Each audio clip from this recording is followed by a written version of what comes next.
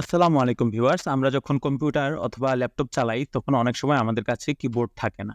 তো আমরা যদি কিবোর্ড না থাকে তাহলে খুব সহজেই কিন্তু অন স্ক্রিন কিবোর্ড দিয়ে সেই কিবোর্ডের কাজটি চালিয়ে নিতে পারি মাউজের সাহায্যে। তো মাউস থাকলেই কিন্তু আমরা অন স্ক্রিন কিবোর্ড দিয়ে এই কিবোর্ডের কাজটি চালিয়ে নিতে পারবো। সো এই কাজটি করার জন্য আমরা কিভাবে অন স্ক্রিন কিবোর্ড আনবো সেটি এখন শিখে নেব।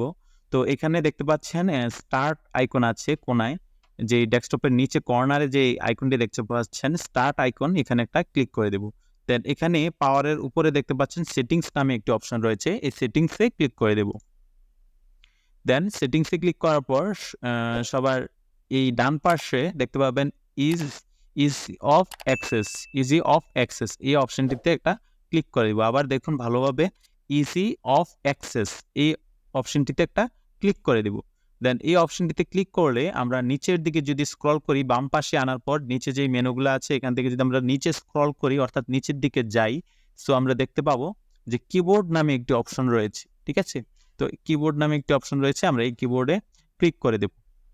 তো কিবোর্ডে ক্লিক করার পর ডান পাশে দেখতে পাচ্ছেন প্রথম যে অপশনটি use the on screen keyboard, এই যেটা অফ অবস্থায় আছে, যদি এটা আমরা অন করে দিই তাহলে কিন্তু অন স্ক্রিন কিবোর্ডটি আমাদের সামনে চলে আসবে। তো দেখতে পাচ্ছেন আমরা যদি এটাকে সিম্পলি একটা ক্লিক করে দিই তাহলে কিন্তু আমাদের এই কিবোর্ডটি সামনে চলে আসবে। সো দেখুন এখানে কিন্তু আমাদের অন স্ক্রিন কিবোর্ডটি সামনে চলে এসেছে। তো আমরা যদি চাই, যদি আমাদের কাছে কখনো আমাদের কিবোর্ড না থাকে তাহলে কিন্তু খুব সহজেই আমরা এখানে ক্লিক করে কাজ করতে পারছি। দেখুন আমি এই যে এখানে একটা টাইপ করার অপশন আছে, ফাইন্ড অন এনি সেটিং। তো আমি যদি এখানে কিছু টাইপ করি দেখুন এখানে কিন্তু খুব সহজে টাইপ হয়ে যাচ্ছে। তো এভাবেই আমরা চাইলে খুব সহজেই অন স্ক্রিন কিবোর্ডের মাধ্যমে আমাদের কিবোর্ডের টাইপের কাজগুলা করে নিতে পারবো। সো ভিউয়ার্স, যদি ভিডিওটি ভালো লাগে এবং আপনাদের উপকারের হয় তাহলে অবশ্যই আমাদের এরকম টিউটোরিয়াল পাওয়ার জন্য ইনফোইলেট চ্যানেলটি সাবস্ক্রাইব করে পাশের বেল আইকনটি বাজিয়ে দিবেন। ধন্যবাদ। আসসালামু আলাইকুম।